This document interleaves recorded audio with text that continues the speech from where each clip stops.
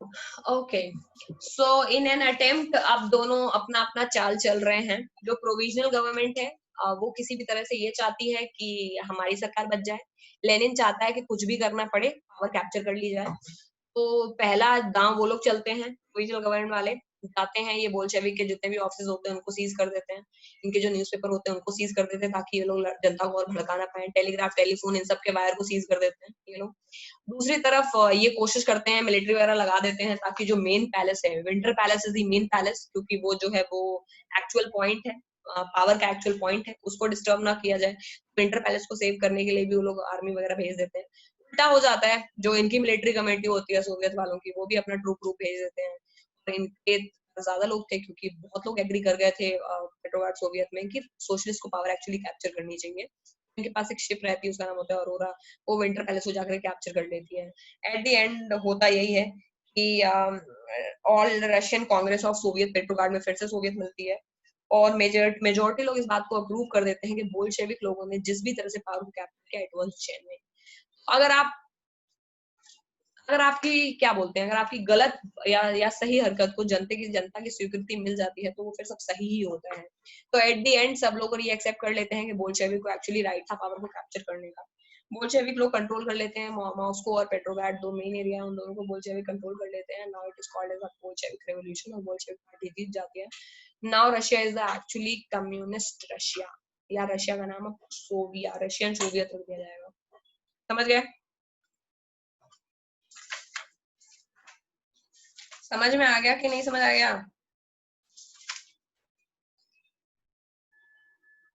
अरे हाँ ना आ फिर। गया। ओके, सो 1917 का रेवोल्यूशन पढ़ लिया, आप देखते हैं क्या क्या पढ़ लिया। Social economic political condition in Russia, done. What was working population in Russia different from other countries in Europe, done. Paris autocracy collapse कैसे हुई, done. Make to list main event effect of February revolution, done. October revolution, done. What were the main changes brought by the Bolshevik immediately after the October Revolution? This one is not done. I am teaching it now. Duma हो गई, worker हो गए, liberal हो गया, Stalin के collectivisation programme. So basically कूल का भी है। So we are left with 3 question. Okay, October के बाद क्या होता है? What do you think, what kind of leader is Lenin? What do you think? Private property देगा क्या वो किसी को? जो आदमी एक एक इंसान के प्राइवेट प्रॉपर्टी को पीजेंट्स के हवाले करने के चक्कर में हो, पूरी कंट्री का पैसा बैंक के नेशनलाइजेशन करने के चक्कर में, वो भला किसी को प्राइवेट प्रॉपर्टी देने वाला है?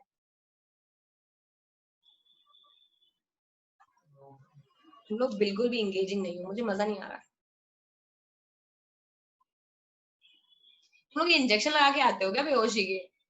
कुछ भी करके सो जाना है बस क्लास में। Can't, what is wrong with you? I am not teaching you anything.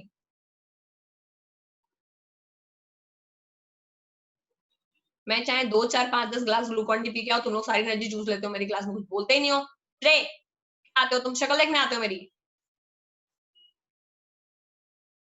On करो सब लोग अपना वीडियो कैमरा, वरना भागो यहाँ से, मैं नहीं पढ़ाती। मूड खराब हो गया मेरा। फटाफट।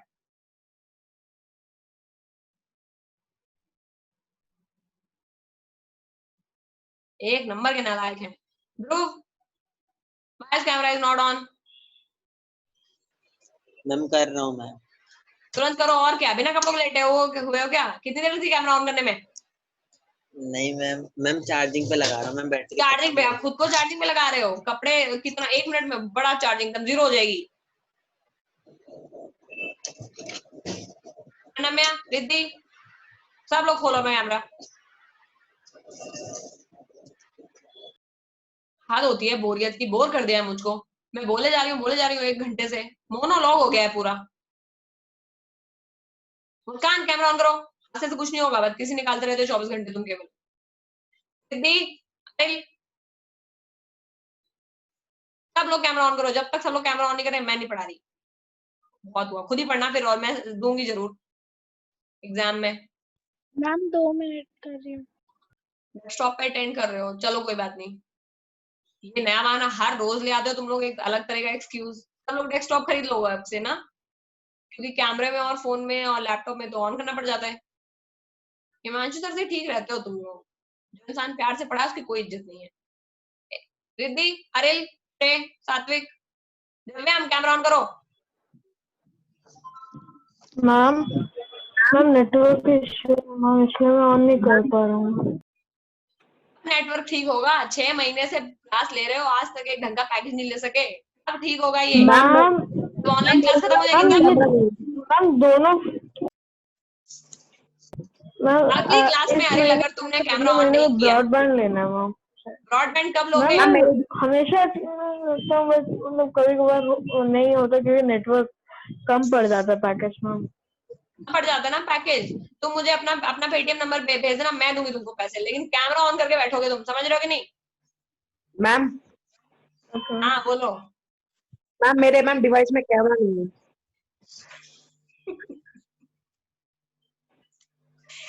क्या बोलूं यार मैं। थकते नहीं हो बहाने बना बना के, ये बताओ अभी तो थकोगे। नहीं मैम, घर में कोई मैम आप डिवाइस है देख जिसमें सकते कैमरा हो, हो? मैम आप देख सकते हो मैम। अभी तो ठीक है, लेकिन घर में मम्मी पापा दादा दादी कोई तो होगा इस दुनिया में जिसके मोबाइल में कैमरा होगा, कोई तो होगा, नहीं तो होगा। यस मैम, मम्मी का है। अगली मैम बार मम्मी मम्मी को का है। फोन चेक करना क्लास, वरना ओके बता रही मैम। हूँ मैं। और Shivang, what is happened to you? Hero हो कोई, ट्रेलर में आके चले गए हो वापस वापस। मैम एक सेकंड, मैम बस कर रहा हूँ, कोई आया है रूम में। लॉकडाउन में कोई किसी घर नहीं जा रहा, बहाने देखो कोई घर में आया। तुम लोग एक बार ही अगर ऑफलाइन क्लास में मुझे मिल गए ना, अब तुम लोग यही मनाओ कि तुम लोग का 10th कोरोना कोरोना में ही निकल जाए, क्योंकि अगर क्लास में आ गए तुम लोग, फिर देखना मैं क्या करूंगी तुम लोगों के साथ। Purva, what is wrong with you? Your camera. Ma'am 1 second कर रही हूँ मैम। अब मेकअप करने लग गई हैं लड़कियां कैमरा ऑन करने से पहले। नहीं मैम वो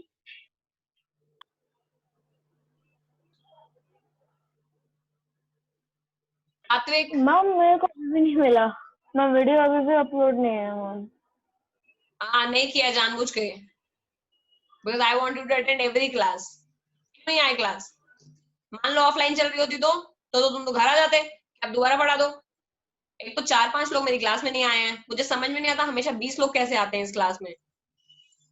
राग भी नहीं है आज क्लास में, तनिष्का भी गायब है, सारे नालायक एक से एक। सात्विक, तुम्हारा कहाँ है कैमरा?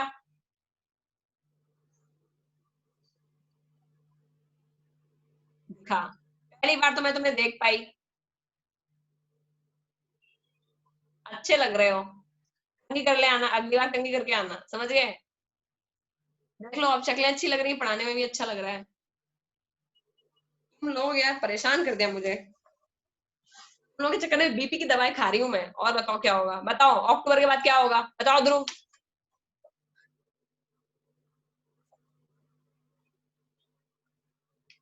बोलो, कुछ तो सुना होगा यस इतनी देर मैम। में। Yes ma'am. अक्टूबर के बाद क्या होने वाला है? मैम अक्टूबर के बाद हम नवंबर। करेक्ट आंसर, अक्टूबर के बाद नवंबर।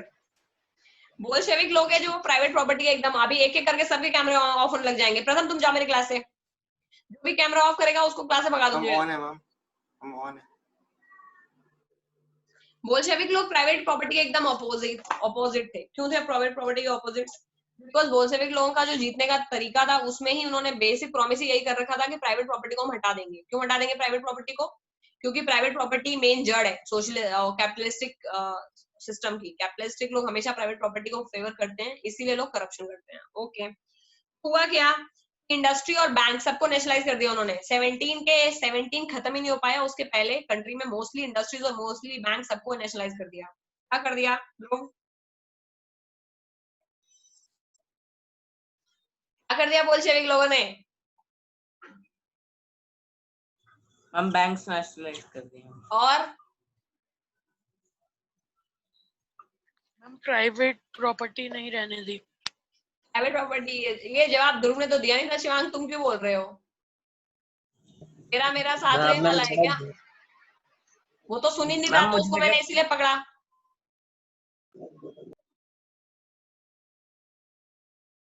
मेरे को कोई मतलब नहीं, जितना आज हो पाएगा, सब आएगा पेपर में, खुद ही पढ़ लेना फिर। मुझे क्या, मैं तो पूरा चैप्टर दूंगी, और स्पेशली वही दूंगी जो मैंने नहीं पढ़ाया। आप जाओ। मैम सब्जेक्टिव ही होगा ना?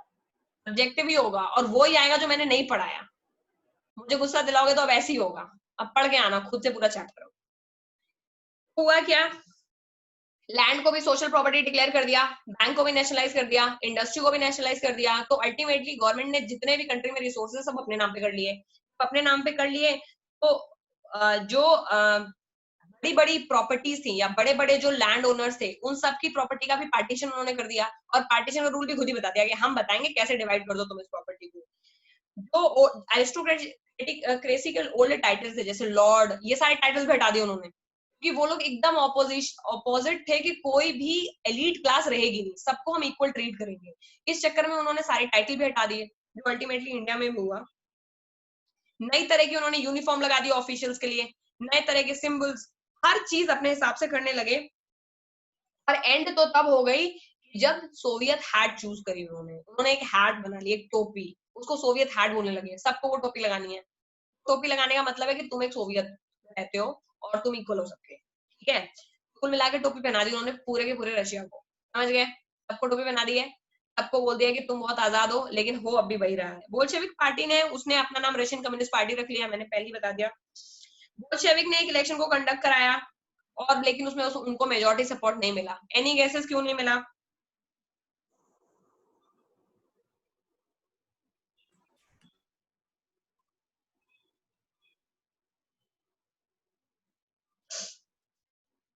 बोलो, हम लेनिन को नोबल्स सपोर्ट क्यों क्यों नहीं मिला? मैम? क्योंकि वो नोबल्स को ज्यादा पुश कर रहे थे। मैम क्योंकि वो प्राइवेट प्रॉपर्टी के अपोज थे। वेरी गुड, एक ही लड़की है जो सुन रही है क्लास में, बाकी सारे उल्लू हैं यहाँ पर। प्राइवेट प्रॉपर्टी को जो अगर अपोज करोगे तो प्राइवेट प्रॉपर्टी हर बंदे के पास में है यार। Basic life to right, liberty and property Europe में बेसिक राइट माना गया है। लेनिन ने बेसिक राइट पे वॉर किया है। तो सोशलिज्म एक अपने आप में बहुत ज्यादा रेडिकल फिनोमेना है, ये बहुत ज्यादा रेडिकल सोच है। सोच के देखो, कल को बैंक आके ये कह दे कि शिवांग के पापा के बैंक अकाउंट में जो पैसा है वो एक्चुअली उनका नहीं है, वो इंडिया का है। ऐसा लगा तुमको? लगा हम पढ़ ही क्यों रहे हैं जब कुछ हमें मिलना ही नहीं है, तो क्यों 18 घंटे काम करें। So this only this measure of Lenin, ये सुनने में बड़ा अच्छा लग रहा था उनको जो बहुत गरीब थे, लेकिन कंट्री में सब लोग थोड़ी गरीब है। अगर कंट्री में 70% लोग इंडिया में गरीब है और कल को ये कह दिया जाए कि मिडिल क्लास का सारा पैसा लोअर क्लास का, तो तुम लोग क्या करोगे? रो रो के जान दे दोगे अपनी। हाय, अब तो कुछ बचे ही नहीं मेरी जिंदगी में, मैं कॉलेज कैसे जाऊंगा जब सारा पैसा गरीबों को दे दिया। अभी तुम लोगों को बहुत तरस आती है गरीबों के ऊपर, इनके पास खाने नहीं है, कपड़े नहीं है, जूते नहीं है, चप्पल नहीं। मम्मा आप कितनी बुरी हो, गरीब को 100 रुपए नहीं दे सकती हो? अगर वही गरीब 100 रुपए से ज्यादा मांगने लगे तुम खुद नहीं दोगे, नहीं दोगे, क्योंकि तुम्हें लगा अरे गरीबों 100 तो बहुत है तुम्हारे लिए। लेकिन लेनिन ने गरीब को क्या बोला कि तुम्हारे लिए 100 बहुत नहीं है, तुम अमीरों के करोड़ों ले लो, पहले वो ठीक है। इस चक्कर में क्या हुआ, पूरा का पूरा मिडिल क्लास इंटेलिजेंस है उसके अगेंस्ट हो गया। क्यों हो गया? क्योंकि प्रॉपर्टी को डिसमिस करना इज नॉट सो इजी। इंसान अपनी जड़ जमीन जोरू के लिए कुछ भी कर सकता है, और बात तो जमीन की थी, ठीक है। बहुत दिक्कत हो गई लेनिन को। लेनिन को और दूसरी बात क्या थी कि जो मेन लीडर थे यानी जो एरिस्टोक्रेसी थी वो बहुत ज्यादा अगेंस्ट हो गई लेनिन, और उनके पास पावर था, पैसा भी था। कुल मिलाकर के वो मेजोरिटी सपोर्ट तो नहीं जीत सका। चलो भाई, नहीं जीत सका तो क्या हुआ, जनवरी 18 में असेंबली ने क्या हुआ, उसको बोल्शेविक पार्टी के ये मेजर्स पसंद नहीं आने लगे क्योंकि दे वर टू रेडिकल। हर चीज का नेशनलाइजेशन। वो बोले भैया प्राइवेट को छोड़ोगे कि नहीं। इस चक्कर में असेंबली ने रिजेक्ट कर दिया, जो असेंबली खुद लेनिन ने बनाई थी और जिस असेंबली ने खुद लेनिन को चढ़ाया था और जिस असेंबली ने खुद अप्रूव किया था कि बोल्शेविक का पार्टी सीज करने का डिसीजन ठीक है, असेंबली ने रिजेक्ट कर दिया। जब उस असेंबली ने रिजेक्ट कर दिया तो हुआ क्या, इट्स नॉट योर क्लास, गो। जब उस असेंबली ने रिजेक्ट कर दिया तो कहाँ थी मैं, आई डोंट नो क्या पढ़ा रहे थे। असेंबली ने रिजेक्ट कर दिया था। अरे उसके पहले इतना तो मुझे भी पता है। रशियन रेवोल्यूशन, हम्म, हम रशियन रेवोल्यूशन करते यार थे। बोली थी रशियन रेवोल्यूशन। तुम लोग वैसे भी किसी काम के नहीं हो। कोई एग्जैक्ट वर्ड बता सकता है मैं कहाँ पे थी? मैम हाँ, ये जो Lenin middle class private family की मैम आप प्राइवेट प्रॉपर्टी प्रॉपर्टीज मैम को जो लोअर प्राइवेट हाँ हाँ प्रॉपर्टी हाँ है वो हाँ हाँ, याद आया। लेनिन ने सबको पकड़ा। हम लेनिन हाँ, ने फिर लेनिन फंस गया था। गुड। रशियन हुआ क्या कि जिस सोवियत ने रशियन बोल्शेविक पार्टी के एक्शन को ये बोला था कि नहीं तुमने सही पार्टी सीजर किया है, जब अल्टीमेटली असेंबली से पूछा गया तो उन्होंने बोला कि नहीं बोल्शेविक का ये जो अभी रेडिकल मेजर से दे आर नॉट करेक्ट। इस चक्कर में असेंबली और लेनिन की खुद लड़ाई हो गई और लेनिन ने असेंबली को हटा दिया। उसने बोला असेंबली किसी काम की नहीं है। लेनिन भी अल्टीमेटली वही काम कर रहा है, तो अल्टीमेटली लेनिन और असेंबली के बीच में झगड़ा हो जाता है फिर इसके बाद में, क्योंकि लेनिन, लेकिन तुम्हें बात पकड़ने वाली ये नहीं है कि लेनिन और असेंबली का झगड़ा हुआ, बात पकड़ने वाली ये कि लेनिन ने क्या किया, प्राइवेट प्रॉपर्टी को हटा दिया, क्या काम ये किया। और क्वेश्चन तुमसे ये पूछा जाएगा कि what changes Lenin brought after October revolution, what would you से?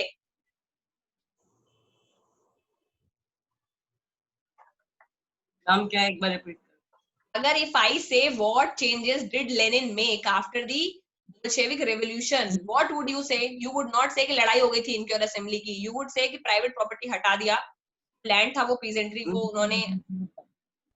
हम ये भी तो लिख सकते हैं कि अप्रैल थीसिस डिमांड की थी। No, April thesis has not happened after 17. No, it has happened in 17 only. April 17. अगर कोई बोले कि बोल्शेविक रेवोल्यूशन के आफ्टर लेनिन ने क्या चेंज लाया रशिया में, यू वुड से कि बैंक का नेशनलाइजेशन हुआ, you would say private property को बैन कर दिया गया, यू वुड से कि मेजर जो इंडस्ट्रीज थी वो सबको नेशनलाइज कर दिया गया, यानी मेजर रिसोर्सेज कंट्री में लेनिन ने कंट्रोल कर लिया, या फिर लेनिन की पार्टी ने कंट्रोल कर लिया, बोल्शेविक पार्टी ने, जिसको रशियन कम्युनिस्ट पार्टी भी बोलते हैं। यू वुड नॉट से कि इनकी लड़ाई हो गई थी। वो तो बताने वाली बात है कि उनकी बाद में बहुत रेडिकल मेजर्स थे, तो खुद असेंबली से भी नहीं पड़ रही थी लेनिन की। इन अ वे सब लोग लेनिन को अपोज करते रहे, लेकिन लेनिन तो लेनिन है। रशियन लोग जर्मनी से कितना चिढ़ते हैं पता चल गया वॉर में ही, लेकिन अपना नाटक करते हुए 18 में ही बहुत सारी पॉलिटिकल पार्टीज अपोज करती रही इस बात का, लेकिन लेनिन ने जर्मनी के साथ में एक डील कर ली। क्या कर ली? उस डील को बोलते हैं पीस डील, क्योंकि लेनिन तो सब अपोज करने में लगा। लेनिन को लगा कि ठीक है तुम लोग फालतू बात बोलते रहते हो, ये जर्मन और वो, जर्मन और रशियन कुछ नहीं होता है, केवल दो चीजें होती हैं, एक होता है अमीर और एक होता है गरीब, और गरीब को क्या करना है, अमीर को हटा के उसका सारा पैसा खुद ले लेना है। लेनिन केवल एक ही फिलॉसफी पे चल रहा है। उसने जर्मनी के साथ में पीस कर लिया, सब लड़ाई झगड़ा करने के बाद में भी। धीरे धीरे क्या हुआ, बोल्शेविक केवल ओवर द पीरियड लेनिन ने अपने आप को इस तरह से एस्टेब्लिश कर लिया that communism became the main stream philosophy of Russia. Russia में केवल एक ही फिलॉसफी चलती थी, वो थी कम्युनिज्म की। रशिया में केवल एक ही पार्टी बची थी, वो थी रशियन कम्युनिस्ट पार्टी, और हर एक इलेक्शन रशियन कम्युनिस्ट पार्टी ही जीतने लगी। So now we will see कि रशिया की आगे की पूरी हिस्ट्री कम्युनिज्म पे डिपेंड करती है। आज तक भी रशिया में एक ही पार्टी है, नाम बताओ। अरे यही पार्टी है, कम्युनिस्ट पार्टी ऑफ रशिया, और उसका लीडर आज लेनिन नहीं, पुतिन है। क्या जानते हो तुम लोग दुनिया के बारे में, पृथ्वी गोल है के अलावा? आज भी रशिया में एक ही पार्टी है, उसका नाम है कम्युनिस्ट पार्टी ऑफ रशिया, और उसका एक ही लीडर है पुतिन। और जब तक पुतिन जिंदा रहेगा तब तक लीडर पुतिन ही रहेगा, जैसे जब तक लेनिन जिंदा था तब तक लीडर लेनिन ही था। रशिया में यही होता है, जब तक लीडर जिंदा रहता है वही लीडर रहता है। जब तक स्टालिन था तब तक स्टालिन जिंदा था। ओके, तो धीरे धीरे Russia became one party state. तो अगर तुमसे कोई पूछे कि रशिया में डेमोक्रेसी है तो हंस देना, वन पार्टी स्टेट में कोई डेमोक्रेसी नहीं होती, वन पार्टी स्टेट में केवल डिक्टेटरशिप ही होती है। ठीक है, तो रशिया धीरे धीरे बिकेम वन पार्टी स्टेट, और वहां पे केवल रशियन कम्युनिस्ट पार्टी की चलने लगी। और अब लेनिन बन चुके हैं हमारे भाग्य विधाता। उसने एक सीक्रेट पुलिस भी रख रखी थी, और जो भी बोल्शेविक की बुराई करता था वो पुलिस जाके उसको पीट देती थी। बस इतना ही काम था उस पुलिस का। तो उस पुलिस के बारे में जानने की कोई जरूरत नहीं, बस ये समझो कि उसके पास एक सीक्रेट पुलिस थी, और उसका कुछ नाम भी था, पता नहीं एका एका करके, रहने दो, फालतू है। Okay okay okay okay okay okay many young writers and artist participate. हाँ, लेकिन इन सारी चीजों में कुछ लोगों के साथ बहुत बुरा व्यवहार हुआ, क्योंकि बहुत सारे यंग लोग थे जिनको एक्चुअली सोशलिज्म की फिलॉसफी अच्छी लग रही थी, क्योंकि सोशलिज्म की फिलॉसफी जो होती है वो बहुत सारे न्यू माइंड्स को अट्रैक्ट करती है। तुम लोगों को भी कर लेती होगी, अभी तुम लोग जमीन और फिलॉसफी में कच्चे हो, तुमको आगे कोई अच्छी अच्छी बातें बोले तुमको ये तो बहुत ही अच्छा है, अरे भले ही ना अच्छा। जो स्टार्टिंग में थे, बहुत सारे यंग माइंड को सोशलिज्म की फिलॉसफी बहुत अच्छी लग रही थी। तब लोग, जब रैली होती, कोई लड़ाई झगड़ा होता, तो वो सारे लोग चल देते, लेकिन बाद में उनको पता लगा कि लेनिन अपने आप में बहुत बड़ा खिलाड़ी है बात की नहीं। बट धीरे धीरे कुछ फायदा नहीं हुआ, लेनिन की पार्टी ने भी दुनिया भर में सेंसरशिप लगा दी। पूछो रोहित। मैम वो जो आपने डील बताई थी उस डील का क्या नाम था? पीस डील, पीस, उसका कोई नाम नहीं है, पीस बस। पीस डील साइन क्यों करी? क्योंकि जर्मनी ने तो इतना ज्यादा अत्याचार करा, कोई मतलब ही नहीं बनता जर्मनी के साथ में पीस डील साइन करने का, लेकिन कर दी उन्होंने। क्यों कर दी? क्योंकि वो तो लेनिन है, वो कुछ भी कर सकता है, जैसे वो स्त्री है कुछ भी कर सकती है, ऐसे वो लेनिन है कुछ भी कर सकता है। उसको कोई मतलब नहीं किसका किससे वॉर हुआ था। वो तो कह रहा है मैं तो वॉर के फेवर ही में नहीं था, तुमने वॉर किया क्यों? मैं तो जर्मनी से फ्रेंडशिप करूंगा, मेरी मर्जी। समझ गए बेटा? मैम लेनिन तो फरवरी रेवोल्यूशन के बाद में रशिया को आया, तो मैम क्या वो रशिया का सिटीजन था? हाँ बेटा, वो रशिया में ही पैदा हुआ था, उसको भगा दिया ना जार ने। उसने तो मैम 1900 इजराइल कर दिया था। पहले जार के अगेंस्ट जो अंडरग्राउंड पार्टी चला रहे थे, तो उसका लीडर भी क्या जार बोल रहे, लेनिन ही था। हाँ हाँ, Lenin was one of the man only, तभी तो भागना पड़ा अपनी हरकतों के चलते। He had to leave. Lenin starting से ही था, but he was Russian socialist democratic जो अंडरग्राउंड पार्टी थी ना, जो 1899 के अराउंड बनी थी, उसमें भी लीडर लेनिन ही था। अंडरग्राउंड काम कर रहा था, but after that he went into exile. When he came back he was very stronger, क्योंकि जब वो गया बाहर तो वो बहुत सारे बाकी कंट्रीज के लीडर्स से मिला, वहां से सपोर्ट गार्नर कर लिया, ताकि इन केस अगर वो सीज करे रशिया में तो कोई और ना आए रशिया में लड़ाई करने। भाई अगर आप किसी कंट्री के अगेंस्ट पावर सीज करना चाहोगे तो आपको ये भी तो देखना पड़ेगा कि आस पड़ोस की कंट्री कोई इस मौके का फायदा उठा करके आपके ऊपर अटैक करके पूरी कंट्री में ले जाए। को अगर मोदी ये सोचेगा कि मैं मिलिट्री को अगेंस्ट करके पूरे इंडिया को कंट्रोल कर लेता हूं, तो उसको he had to make sure ना कि रशिया, पाकिस्तान और चाइना ना आए।